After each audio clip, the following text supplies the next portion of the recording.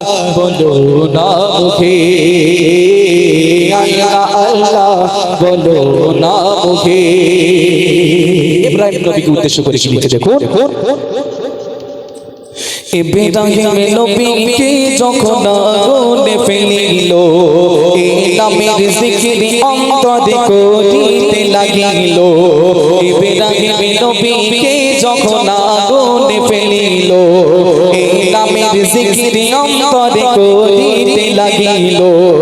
আল্লাহ বলেন ভয় তোমার ওহে ইব্রাহিম, আগুন আমি করে দেব ওই ঠান্ডা বরফহি। সেই রবের কাছে তুমি, সেই রবের কাছে তুমি ওই যাও না ঝুঁকে। আল্লাহ আল্লাহ বলো না মুখে, আল্লাহ আল্লাহ বলো না মুখে। নাম জপো না সুখে দুঃখে, নাম গেথে রাখো তোমার বুকে। আল্লাহ আল্লাহ বলো না মুখে। আপনারা শুনেছেন ইউনূস নবী কোথায় ছিল? মাছের পেটে ছিল 40 দিন। সেখানে আল্লাহ 40 দিন তাকে হায়াতে রেখেছিলেন। কবি লিখছেন, ইউনূস নবী মাছের পেটে করিল সবর, এই নামের জিকির, এই নামের জিকির অন্তরে করিতে লাগিল। ইউনূস নবী মাছের পেটে করিল সবর, মাছের পেটে বানালো আল্লাহ জীবন্ত কবর। কিভাবে রিজিক দিল আল্লাহ পানি সাগরে, 40 দিন জিন্দা নবী জিন্দা কবরে। তুমি পাবে সবই পান্ডা,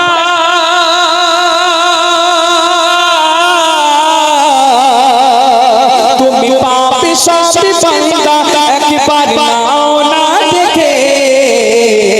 আল্লাহ আল্লাহ বলো না মুখে, আল্লাহ আল্লাহ বলো না মুখে। নাম জপো না সুখে দুঃখে, এই নাম রাখো না তোমার মুখে। আল্লাহ আল্লাহ বলো না মুখে, আল্লাহ আল্লাহ বলো না মুখে। আপনারা শুনেছেন নূহ নবী যখন সময় প্লাবন হয়েছিল, তিনি যখন নৌকা বানিয়েছিলেন তার আগে একটা বুড়িমার কাছে গিয়েছিল। বলে, বুড়িমা তোমাকে আমার নৌকায় নিয়ে যাব। বুড়িমা বলল, তুমি অবশ্যই আমাকে তোমার নৌকায় নিয়ে যাবে। যখন প্লাবন হলো, নূহ নবীর আর মনে নেই যে বুড়িমা আছে। প্লাবন শেষে হঠাৎ বুড়িমার কথা মনে পড়লো নূহ নবী। তখন বুড়িমার ঘরে টুকটুক করে যখন হেঁটে গেল, গিয়ে দেখেন বুড়িমার ঘর যেমন ছিল তেমন অবস্থা। বুড়িমা জানতোই না। বুড়িমাকে যখন জিজ্ঞাসা করলো, তুমি কি জানতে না? বলে, আমি জানতেই পারিনি যে প্লাবন হয়েছিল। ছন্দের মাধ্যমে কি লিখে দেখুন। নূহ নবী যখন বুড়িমাকে ভুলিয়ে গেল, সেই কঠিন বন্যা হতে আল্লাহ বাঁচিয়ে দিল। নূহ নবী যখন বুড়িমাকে ভুলিয়া গেল, সেই কঠিন বন্যা হতে আল্লাহ বাঁচিয়ে দিল। বন্যা শেষে নূহ নবী বুড়িমার কাছে যায়, বুড়িমার যেমন ঘর তেমন অবস্থা। নূহ নবী অবাক হলো,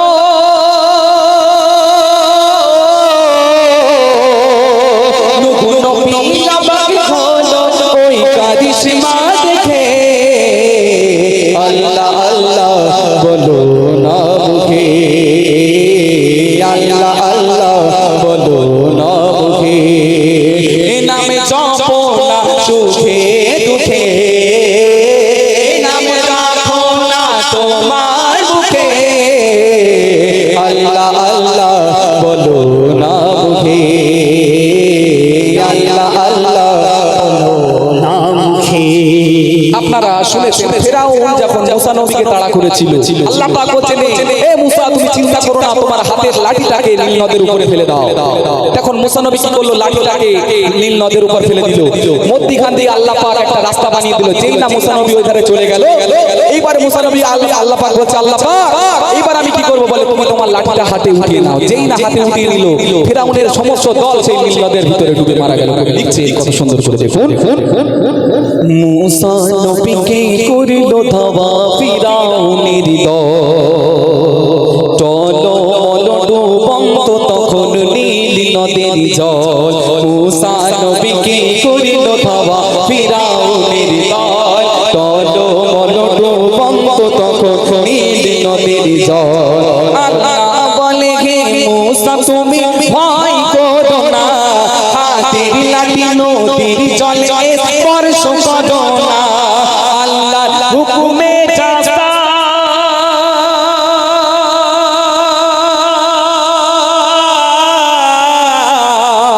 আল্লাহর হুকুমে রাস্তা হলো নীল নদীর বুকে।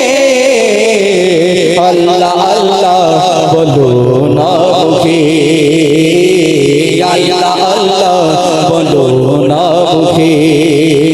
নামে জপো না সুখে দুঃখে, নামে রাখো না তোমার বুকে। আল্লাহ আল্লাহ বলো না মুখে, আল্লাহ আল্লাহ বলো না মুখে। আইয়ুব নবীকে উদ্দেশ্য করে কবি লিখছেন শেষ ছন্দে কি বলতে দেখুন।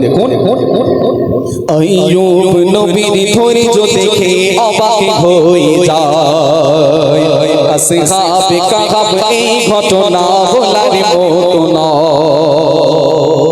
আইয়ুব নবী ঘা হয়েছিল, অনেক বছর তিনি কষ্ট পেয়েছেন। আপনারা দেখেছেন করোনার সময় অনেক মানুষ আল্লাহর উপরে ভরসা নেই, ভ্যাকসিন কখন দেবে সেই দাঙ্গা, তাই না? ভ্যাকসিন দিয়েও কাজ হচ্ছে না। বেশি অংশ মানুষের দেখবেন যারা বেশি অংশ ভ্যাকসিন দিয়েছিল তাদের এখন কোনো না কোনো রোগ হচ্ছে, তাই না? হ্যাঁ, যারা আল্লাহর উপরে কারোর ভরসা নেই, ভ্যাকসিনের উপরে ভরসা, করোনা সেই সম্পর্কে কবি লিখছে দেখুন। আইয়ুব নবীর ধৈর্য দেখে অবাক হয়ে যায়, আসহাবে কাহাব এই ঘটনা বলার মতো নয়। আইয়ুব নবীর ধৈর্য দেখে অবাক হয়ে যায়, আসহাবে কাহাব এই ঘটনা বলার মতো নয়। করোনার মতো মহামারী এই যুগে ঘটেছে, বিশ্ব আল্লাহ কেমন করে চমকে দিয়েছে। আজ বলো তুমি চলো,